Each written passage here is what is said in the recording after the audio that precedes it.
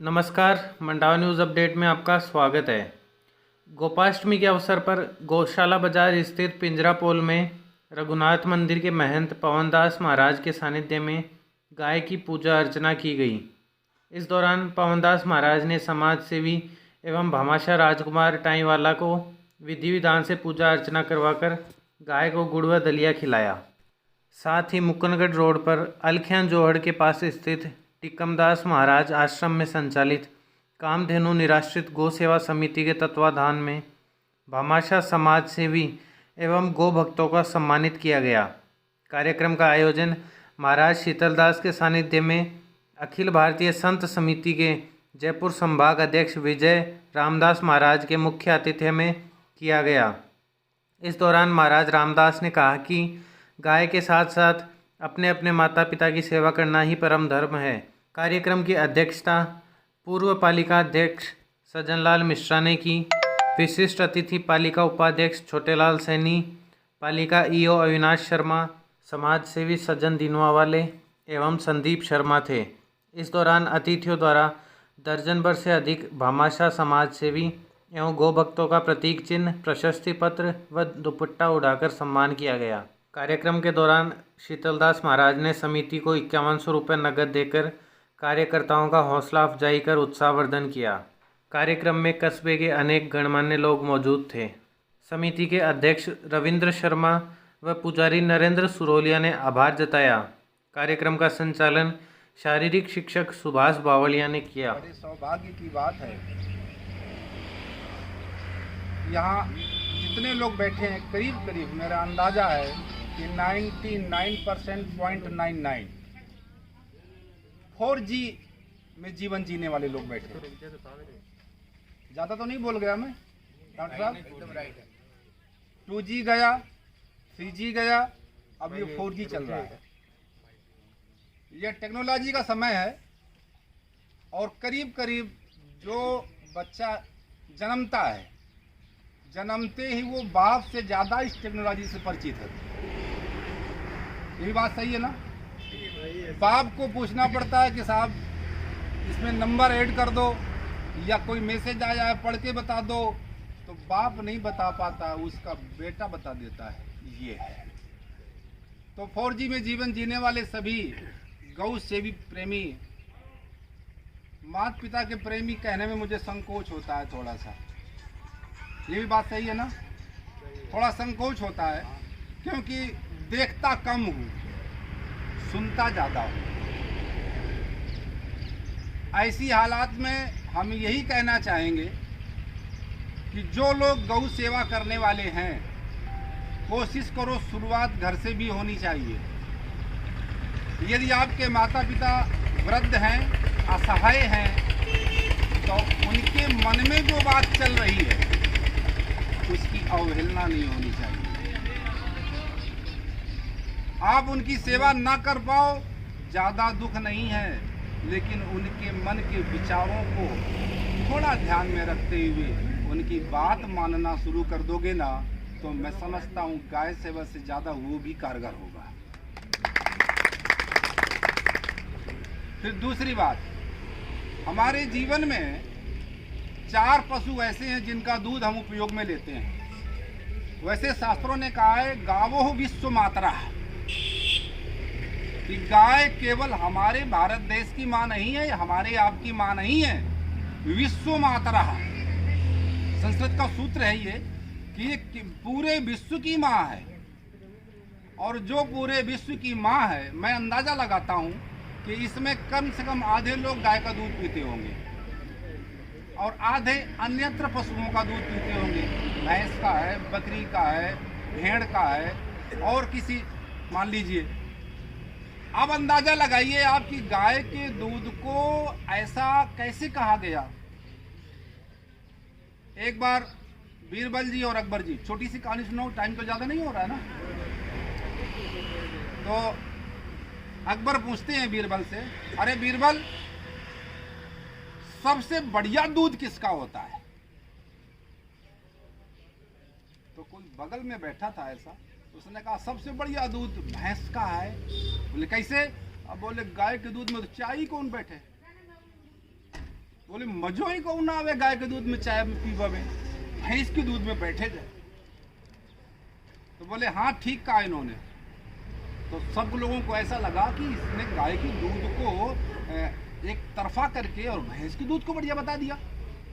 बोले लेकिन साहब एक बात बताऊं आपको, अब बोलते हैं बीरबल जी कि भैंस का दूध तो दूध है, बकरी का दूध तो दूध है, मानता हूं, गाय का दूध नहीं है। बोले क्या है फिर? तो बोले गाय का दूध तो अमृत है, ये दूध नहीं है। भैंस का दूध जो पीने वाले लोग हैं उनकी बुद्धि सेल्फिश माइंडेड हो जाती है। कैसे? आप भैंस को वही चारा और दाना और भूसा और चूड़ी और खल दीजिए तो भैंस तो पहले अपना स्वास्थ्य बनाएगी, इसके बाद बचा खुचा निकालेगी।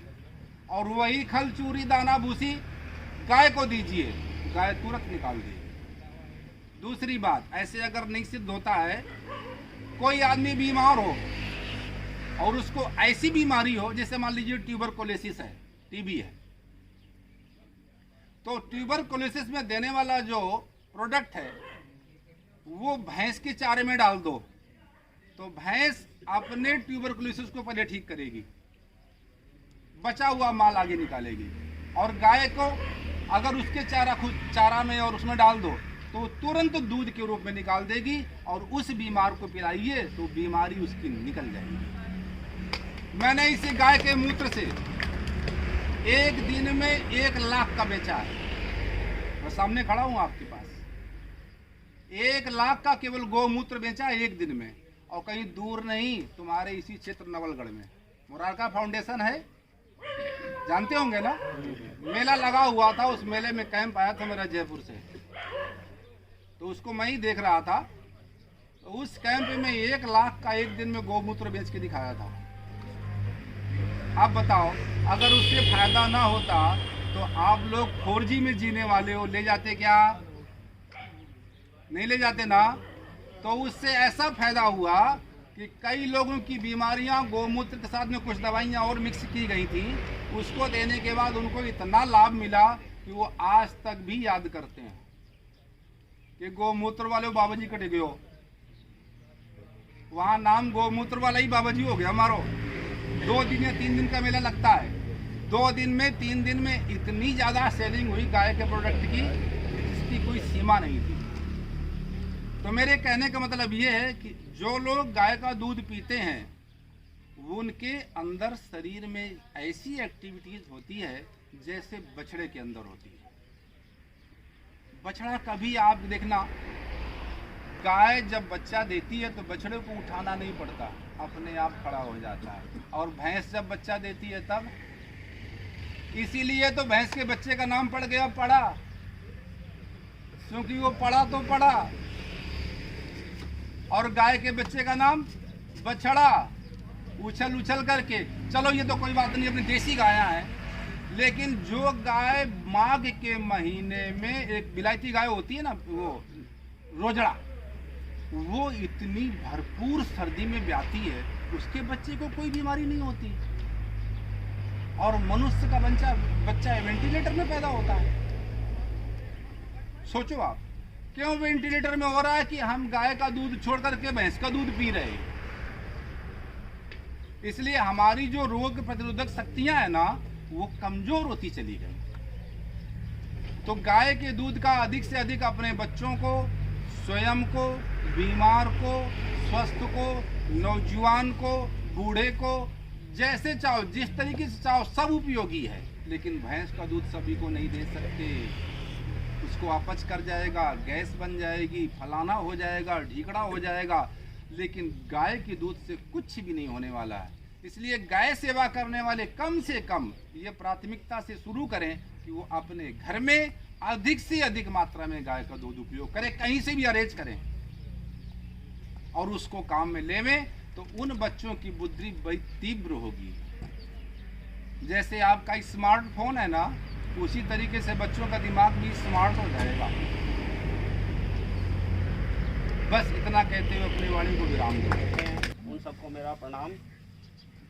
यह गौ सेवा आज से 4 साल पहले जेपी सोनी मधुस्वामी के द्वारा एक छोटे से बॉक्स से शुरू की गई थी और लगभग 2-3 साल उससे पहले यहाँ पे जो जोड़े पे जो भी व्यक्ति आ रहे थे, किसी एक का नाम लेना उचित नहीं होगा, जो भी व्यक्ति यहाँ पे अगर एक दिन भी आया है तो वो इस सेवा का पात्र है। उनके द्वारा यहाँ पे शुरुआत की गई थी और अभी विगत लॉकडाउन के बाद हमारे मन में ये आया कि हमें गौ माता की सेवा करनी है। जो भी अपंग अपाहिज कहीं मिलता है उसको यहाँ लाना है और उसकी सेवा करनी है। उसमें मेरे को सभी डॉक्टरों का भरपूर सहयोग मिला है। डॉक्टर राधा रमन जी, डॉक्टर किशोर चौहान, वीरेंद्र जी, संदीप, मनफूल या जिनका नाम लूँ, उन सबके द्वारा पूरा सहयोग किया गया और साथ ही साथ मंडावा के सभी नागरिक गण का भरपूर सहयोग मिला।